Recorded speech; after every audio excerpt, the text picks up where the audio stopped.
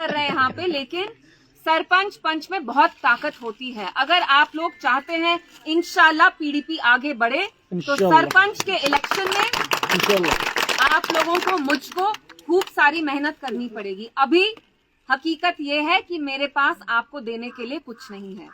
1 महीने से खन्नाबल में मेरा ऑफिस है, मेरे यहाँ सारे वर्कर्स हैं, अब्बास हैं, शहनशाह साहब 2 बार आए, बहुत सारे लोग, हैदर साहब भी आए।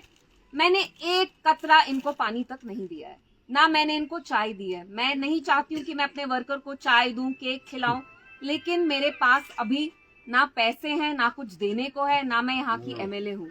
अगर मेरे पास कुछ है वो मेरी बुलंद आवाज है, जो हमेशा मेरे पास रहेगी।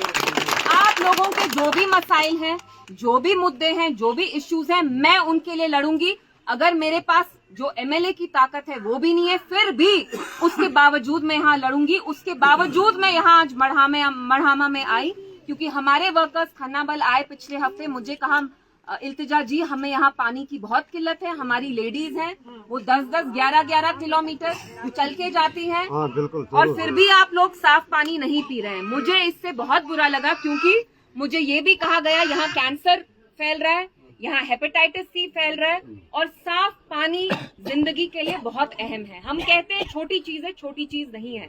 अगर आपको कोई पानी नहीं देगा, खुदा ना खास्ता आपकी डेथ हो सकती है, आपको बीमारियां लग सकती है। तो इसलिए हम यहाँ आए। हम वहाँ ऊपर भी गए, जहाँ हमें सबने कहा, हैदर साहब ने भी कहा, जब तक यहाँ वाटर स्कीम लागू होती है आप यहाँ प्लीज 2 बोरवेल लगवाइए। वो मेरी जिम्मेवारी है, मैं इसके लिए लड़ूंगी। मेरी पूरी कोशिश रहेगी कि मढ़ामा के लोग, हालांकि चलिए हमें यहाँ बहुत बड़ा धचका लगा पिछले साल, वो भी, उसमें भी कोई इश्यू नहीं है, होता रहता है चढ़ाव उछाल हमारे लिए वो होता रहता अच्छी है कि हमको जो खामियां है वो दूर हो जाएगी। बिल्कुल बिल्कुल। लेकिन आज मैं यहाँ इसी मसले पे आई, और हम यहाँ से पानी के सैंपल भी लेंगे, हम वो टेस्ट कराएंगे। मैं खुद देखना चाहती हूँ यहाँ के पानी में क्या प्रॉब्लम है, क्योंकि मसला है। पिछले महीने से मैं देख रही हूँ बिजबेहाड़ा के हमारे इतने वर्कर्स, इतने सारे लोगों को यहाँ हेपेटाइटिस हो रहा है, कैंसर पेशेंट यहाँ अचानक से बहुत बढ़ गए। तो मैं चाहती हूँ मैं जाऊँ, मिलूं किसी से, जो हमारे इरिगेशन के अफसर हैं श्रीनगर में, उनसे मिलके मैं उनको बोलूंगी, उनसे यही गुजारिश करूंगी कि मढ़ामा के लोगों के लिए कम से कम आप 2 बोरवेल लगा लीजिए जब तक वाटर स्कीम होती है। पिछले साल ज्यादातर वर्कर्स की यही शिकायत थी, ये हमें पहचानेगी नहीं। अब मुझे शॉर्ट में, जैसे कहते हैं कश्मीरी में, शॉर्टज मस्ट छू मैं अब कतवनुन कि अब 4 साल हैं, उन 4 सालों में आपकी और मेरी अच्छी पहचान होगी। और मैं तसद्दुक साहब को यहाँ पे सबके सामने कहना चाहती हूँ, हमारे अंदर और बाहर बहुत दुश्मन है, हमें बाहर के दुश्मनों की जरूरत ही नहीं है, क्योंकि अंदर यहाँ इतने लोग बैठे हैं जो प्रॉब्लम शायद करते हैं। इसलिए मैं तसद्दुक साहब को आज सबके सामने गुजारिश करती हूँ, मुझे पता है आप मुझे बहन मानते हैं, मैं चाहती हूँ जैसे मैं हर जगह जाती हूँ आप भी हमारे साथ जुड़े। क्योंकि तसद्दुक दीरी साहब हो, इनके फादर हो, महबूबा जी हो, मुफ्ती साहब हो, हमारा पार्टी का रिश्ता नहीं है, हमारा फैमिली जैसा रिश्ता है। जब पीडीपी बनी, मुझे पता है 2002 में जब दीदी साहब पहले बार इलेक्शन लड़े, महबूबा जी और मुफ्ती साहब गांव पर गांव गए, इनके फादर को लेके उनके लिए कैंपेन किया, जीते वो। और अल्हम्दुलिल्लाह अगले 2-3 टर्म्स लगातार दीदी साहब 4 टर्म्स जीतते रहे, क्योंकि उनने यहाँ की लोगों की खिदमत की। इसलिए हमारा जो रिश्ता है वो कोई नहीं तोड़ सकता। लगा जो रहा दूसरे लोगों का सवाल, जो कहते हैं कि हम पीडी पे हैं, फलाना डिमकाना, वो आप लोगों के ऊपर मैं वो डिसीजन छोड़ूंगी। वो चुहा को छोड़ दीजिए, चूहे को बबूर कहते हैं मुझे पता है। इसलिए कोई कुछ भी कहे, आखिर में ये आप लोगों को एक फैसला लेना है कि असली पीडीपी कौन है। आपके सामने महबूबा जी की बेटी खड़ी है, मुफ्ती साहब की पोती खड़ी है, आप लोग ही तय करेंगे कि असली पीडीपी कौन है।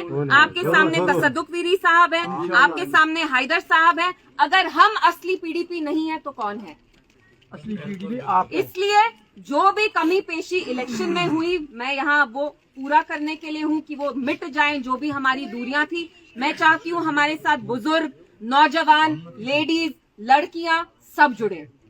और यहाँ हमारी लेडीज हैं, आप लोग आए, मैं माफी मांगूंगी क्योंकि मुझे कश्मीरी अभी बोलनी उतनी नहीं आती है। आप बोलिए, ये समझ लेते हैं। समझ आता है। समझ लेते हैं। हम जानते हैं पंचायत इलेक्शन जो होने वाला होगा उसमें 33% औरतों के लिए रिजर्वेशन है। मेरी आपसे यही अपील होगी, हमें औरतों को भी अब धीरे धीरे करके सियासत में लाना है। लीडर अगर मैं आपके सामने खड़े होकर सियासत में रह सकती हूँ तो ये क्यों नहीं आ सकती हैं? इसलिए पंचायत के लिए भी आप इनको इनकरेज करिए, इनको आगे लाइए। इनमें से बहुत सारी हैं जो सियासत में इनको अपनी एक दिलचस्पी है, तो क्यों नहीं है सामने मेरे साथ आके चलें, ये गांव का एक काम करेंगी। इंशाल्लाह अगर इनमें से कोई पंचायत का पंच बनेगा तो कितना अच्छा होगा, क्योंकि आखिर में औरत के हाथ में ही घर का सारा वो पावर होता है। घर का चीफ मिनिस्टर आदमी नहीं औरत होती है ना। आदमी ज्यादा से ज्यादा आदमी जो होते हैं वो ज्यादा से ज्यादा फाइनेंस मिनिस्टर होते हैं फैमिली में, चीफ मिनिस्टर यही होती है। इसलिए मेरी आपसे यही अपील है, जो हमारी औरतें हैं उनको भी मजबूत करिए। जो आगे का सरपंच पंच इलेक्शन होगा उसमें इनको भी लड़ना है। इसलिए आज से ही अपनी आप देख लीजिए कौन से गांव में कहाँ रिजर्वेशन होगी, उसी हिसाब से वहाँ हमारी लेडीज को भी आगे लाइए। आप लोग यहाँ आए, आपका बहुत शुक्रिया। मैं आती रहूंगी। खन्नाबल के लिए बोल दीजिए इनको, खन्नाबल बैठे हैं ना। और अब हमारा ऑफिस है खन्नाबल में, हर थर्सडे में वहाँ होती हूँ। आप लोग वहाँ कभी भी आ सकते हैं, 11 बजे से लेके मैं वहीं हूँ। और सलाम साहब भी यहाँ आए, बहुत महीने बाद आए, उनका भी मैं खैर मकदम करती हूँ।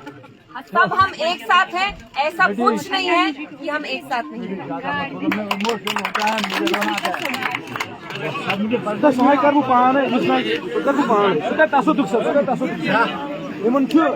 बच्चे दपान अच्छे गाड़ संगम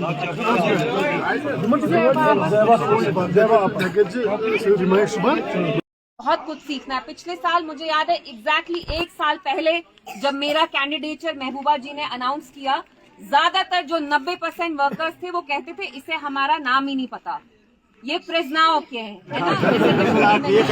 क्या पता उसकी चलिए मुझे सजा मिली, मुझे बहुत सारी चीजों की सजा मिली।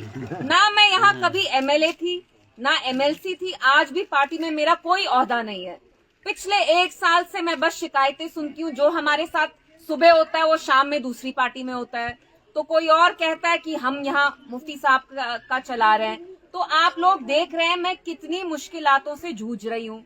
जो मैंने गलतियां नहीं की उसकी भी मुझे सजा दी, कुछ मैंने गलती नहीं की। किसी ने नौकरी लगाई, उसको भी बोला इसको नहीं वोट दो, उसने मुझे वोट नहीं दिया। अब जिसको नौकरी नहीं दी उसने भी मेरे खिलाफ वोट किया। तो पिछले 1 साल से मुझे यहाँ लोगों ने बहुत प्यार दिया, लेकिन बहुत तरीकों से मुझे सजा भी दी गई और मैंने कुछ गलत नहीं किया। अगर मैंने किसी का भी 1 रुपया चुराया और खुदा ना खास्ता तो आप मुझे सजा दीजिए, लेकिन पिछले 1 साल से मैंने यही कहा कि आप लोग मुझे एक मौका दीजिए।